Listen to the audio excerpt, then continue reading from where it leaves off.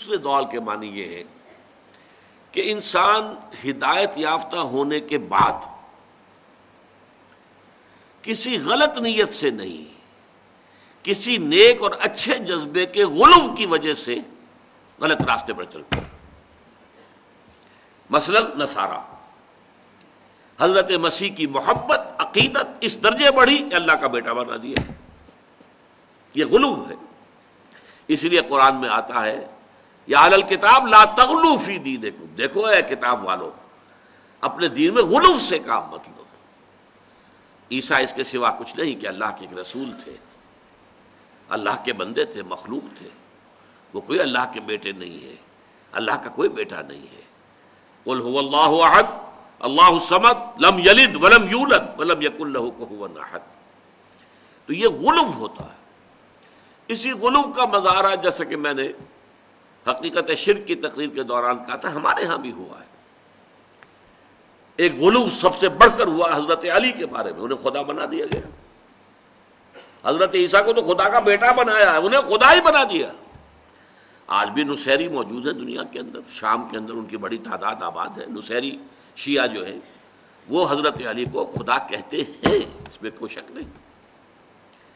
خود حضور کے بارے میں ہمارے ہاں عام طور پر نہیں، کسی مذہبی فرقے کے مسلمہ عقائد میں جو سرکاری عقائد ان کے ہوں آفیشل، اس میں نہیں ہے یہ بات، قطعاً نہیں ہے۔ اللہ کا شکر ہے، اللہ کا فضل ہے، اللہ کا کرم ہے۔ اللہ نے اپنے نبی کی حفاظت فرمائی ہے کہ نبی کے ساتھ ایسی کوئی بات وابستہ نہیں کی گئی، اس لیے کہ آپ آخری نبی تھے۔ پھر اصلاح کون کرتا؟ حضرت عیسیٰ کے بارے میں مبالغہ ہوا، حضرت محمد نے آ کر اصلاح کر دی۔ اگر حضرت محمد کے بارے میں وہی بات ہو جاتی تو کون اصلاح کرتا؟ کوئی اور آنے والا تو نہیں تھا، کوئی نبی آنا نہیں، رسول آنا نہیں۔ لہذا اللہ نے، حالانکہ حضور کے ایک امتی کو خدا بنانے والے پیدا ہو گئے، یا علی مدد کا نعرہ لگانے والے پیدا ہو گئے، لیکن یا محمد مدد یہ آپ کو کبھی نعرہ نہیں سنائی دے گا۔ البتہ یہ کہ نعت گویوں نے، نعت کہنے والوں نے اپنے غلو کے اندر مثلا ایسے شعر بھی کہہ دیے، وہی جو مستوی عرش تھا خدا ہو کر، اتر پڑا وہ مدینے میں مصطفیٰ ہو کر۔ انا للہ و انا الیہ راجعون۔ حلول کا عقیدہ، اوتار کا عقیدہ جو ہندوؤں کا ہے وہ ہم نے اختیار کر لی، معاذ اللہ۔ یہ کہلائیں گے ضالین، یہ گمراہ ہے۔ یہ گمراہ ہوئے کس بنا پر؟ انہوں نے رہبانیت ایجاد کی، وہ بھی ایک نیکی کا جذبہ تھا، اللہ سے لو لگانے کے لیے۔ یہ گھر گرہستی، یہ کھکھیڑ جو ہے، اس سے انسان جو ہے اللہ کے ساتھ لو نہیں لگا سکتا، لہذا چھوڑو اس دنیا کو، جاؤ جا کر کہیں تپسیائیں کرو، کہیں غاروں کے اندر، کہیں موناسٹریز کے اندر جا کر بیٹھ جاؤ، خانقاہوں میں بیٹھ جاؤ۔ نہیں، اسلام کا راستہ یہ نہیں ہے، انبیاء کا راستہ یہ نہیں ہے۔ لیکن جنہوں نے ایجاد کیا انہوں نے کسی بدنیتی سے نہیں کیا، ان کی نیت نیک تھی۔ اسی طرح حضرت مسیح کو خدا کا بیٹا بنایا تو کسی بدنیتی کی بنیاد پر نہیں بنایا، بلکہ غلو، محبت کا، عقیدت کا غلو تھا جس کی وجہ سے کہ انہوں نے یہ حرکت کی ہے۔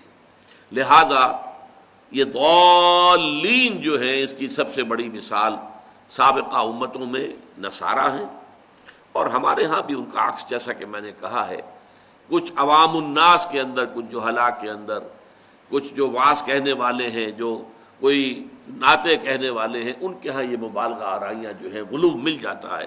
لیکن یہ کہ اللہ کے فضل و کرم سے اس امت کے کسی بھی مستند فرقے یا مسلک کے مستند عقائد کے اندر ایسی کوئی بات موجود نہیں ہے۔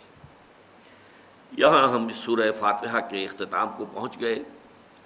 آخر میں آمین یہ کہنا مسنون ہے، لازمی ہے، اور نوٹ کیجئے کہ یہی آمین یہ یہودی بھی کہتے ہیں، عیسائی بھی کہتے ہیں۔